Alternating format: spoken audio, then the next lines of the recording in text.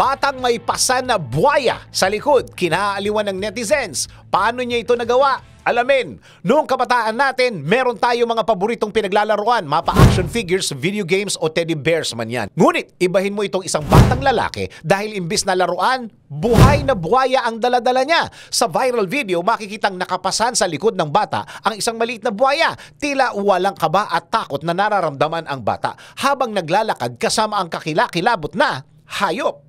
Ano ang posibleng dahilan nito? Alamin. Isa ang buhaya sa mga pinakamapanganib at pinaka-agresibong hayop sa mundo.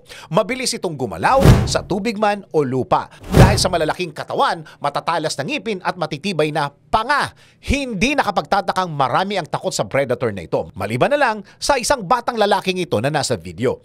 Maaring noon pa man, exposed na ang bata sa mga buhaya. Nauunawaan na niya ang kanilang pag-ugali at pag-iisip. Posible ring pinamumugaran ng reptilyang ito ang kanilang lugar. Kaya sanay na ang mga nakatira rito sa mga buhaya. Kinaliwan naman ng netizens ang viral video. Merong nagbiro na suot ng bata ang totoong lakos.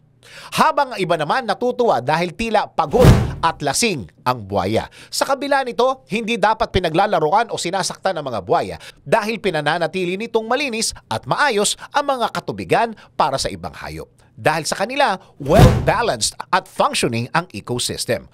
Kung hindi po protektahan at tuluyang mawawala ang mga buhaya, tiyak na malaki ang magiging pinsala nito sa kalikasan. Sa iyong palagay, paano mapoprotektahan ng mga buhaya sa Pilipinas?